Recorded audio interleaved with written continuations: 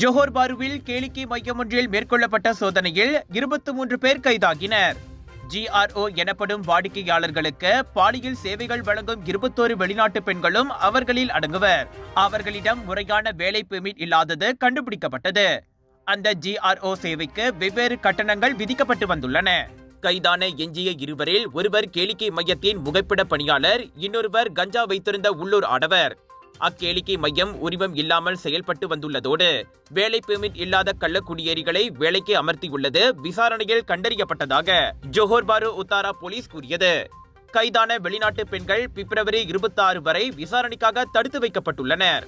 விலையோ மலிவு, செலவோ குறைவு, தரமோ உயர்வு, மனமோ நிறைவு. மக்களின் தேர்வு என்ரிகோஸ் முழு ஆடை சத்துள்ள பால்மாவு.